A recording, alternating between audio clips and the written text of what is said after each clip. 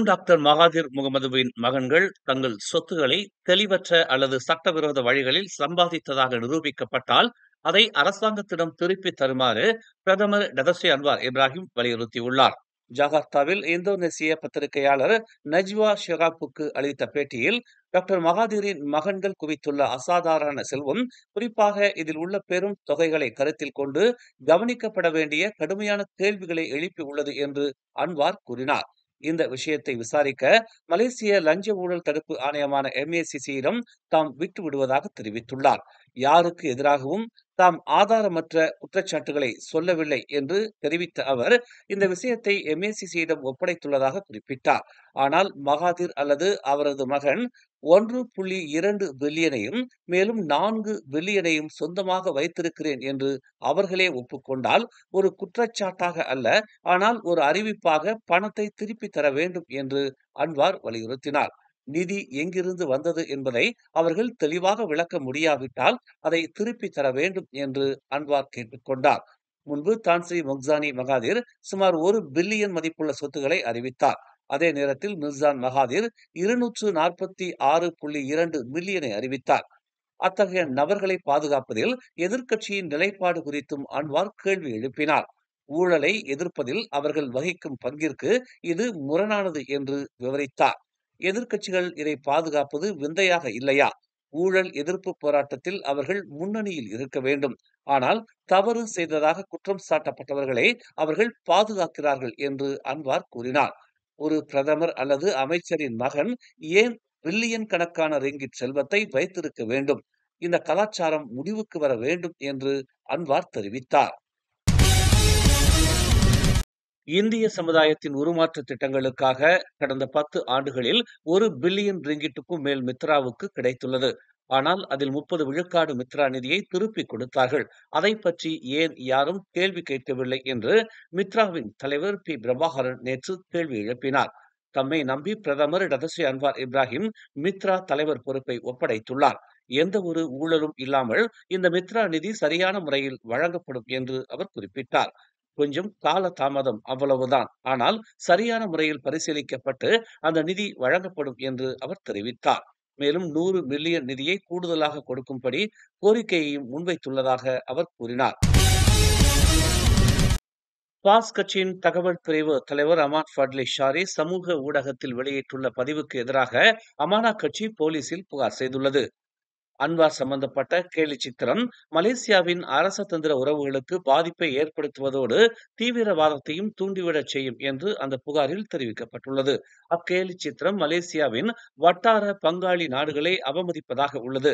பிரதமர் Datuk Seri Anwar இப்ராஹிமின் பங்களிப்பையும் ஆசியானின் நடப்பு தலைவர் எனும் வகையில் மலேசியாவின் நிலைப்பாட்டையும் அது கீழறுக்கிறது என்று அமானா கட்சியின் ஒருங்கிணைப்பு பிரிவின் இயக்குனர் அபாஸ் அஸ்மி எச்சரித்துள்ளார். தாய்லாந்து மற்றும் கம்போடியா ஆகிய நாடுகளுக்கு இடையே அண்மையில் போர் நிறுத்தம் ஏற்பட்டதற்கு மலேசியா முக்கிய பங்காற்றியது. அதன் பிறகுதான் அந்த கேலி சித்திர பதிவை பாஸ் கட்சி வெளியிட்டுள்ளது. ஒரு நல்ல செயலுக்கு நாம் அளிக்கும் சன்மானம் இதுதானா என்று ஷா அலாம் போலீஸ் நிலையத்தில் புகார் செய்த பின்னர் செய்தியாளர்கள் மத்தியில் அபாஸ் இதனை வினவினார்.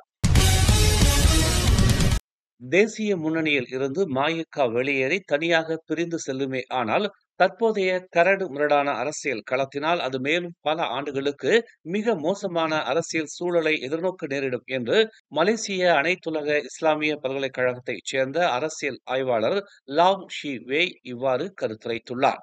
தேசிய முன்னணியில் தொடர்ந்து நீடிப்பதா இல்லையா என்பது குறித்து வரும் அக்டோபர் மாதத்தில் நடைபெறவிருக்கும் கட்சியின் பொது பேரவையில் முடிவு செய்யப்படலாம் என்று கூறப்பட்டு வரும் வேளையில் அவர் இவ்வாறு கருத்துரைத்துள்ளார். தேசிய முன்னணியின் மற்றொரு உறுப்பு கட்சியான மாசிசாவை போலவே மஇகாவும் ஒற்றுமை அரசாங்கத்தில் அடையாளத்திற்காவது கூட எந்த ஒரு பதவி அல்லது பங்கையும் வகிக்கவில்லை என்று அவர் கூறினார்.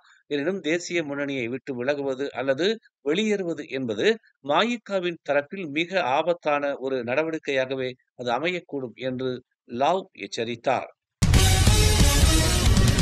தாய்லாந்துக்கும் கம்போடியாவிற்கும் இடையில் பிரதமர் டதஸ்ரீ அன்வார் இப்ராஹிம் மேற்கொண்ட அமைதி பேச்சுவார்த்தை முயற்சியை கேலியாக சித்தரித்து கேலி சித்திரம் வெளியிட்டிருந்த பாஸ் கட்சியின் தகவல் பிரிவு தலைவர் அமாட் ஃபட்லி ஷாரிக்கு எதிர்ப்புகள் வலுத்து வரும் நிலையில் இந்த பிரச்சனையை மிகைப்படுத்தக் கூடாது என்று பாஸ் கட்சியின் உதவி தலைவர் அமார் அப்துல்லா தெரிவித்துள்ளார். குறிப்பாக பொதுமக்களின் எதிர்ப்பை தொடர்ந்து அமாத் ஃபட்லி ஷாரி தனது முகநூல் பதிவை நீக்கியதால் மிகைப்படுத்த வேண்டாம் என்று அவர் கேட்டுக்கொண்டார். இச்சம்பவம் கட்சிக்கான ஆதரவை பாதிக்கும் என்ற கூற்றுகளை அவர் நிராகரித்தார். இது தங்களுக்கு எதிராக பலனளிக்காது என்றும் ஒருவரை ஒருவர் குறை கூறுவது அரசியலின் ஒரு சாதாரண பகுதி என்றும் குறிப்பிட்ட அவர் அன்றாட வாழ்க்கையிலும் இது நிகழ்வதாக தெரிவித்தார். இன்று முதல் ஆகஸ்ட் 6ஆம் தேதி வரையிலான காலப்பகுதியில் ரோன் 97 பெட்ரோலின் சில்லறை விலை 4 காசுகள் குறைக்கப்பட்டு லிட்டருக்கு 3 வெள்ளி 17 காசாக விற்கப்படும் என்று தெரிவிக்கப்பட்டுள்ளது. ரோன் 95 பெட்ரோலின் சில்லறை விலை லிட்டருக்கு 2 வெள்ளி 5 காசாகவும், டீசல் விலை நாடு முழுவதும் மாறாமலும் உள்ளது என்று நிதி அமைச்சு ஒரு அறிக்கையில் தெரிவித்துள்ளது.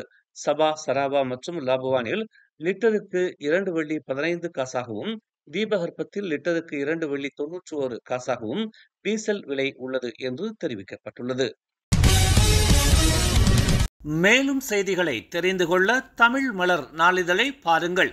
உடனுக்குடன் செய்திகளை தெரிந்து கொள்ள தமிழ் மலர் இணையதளம், தமிழ் மலர் செயலி மற்றும் மலர் டிவி யூடியூப் சேனலை வலம் வாருங்கள்.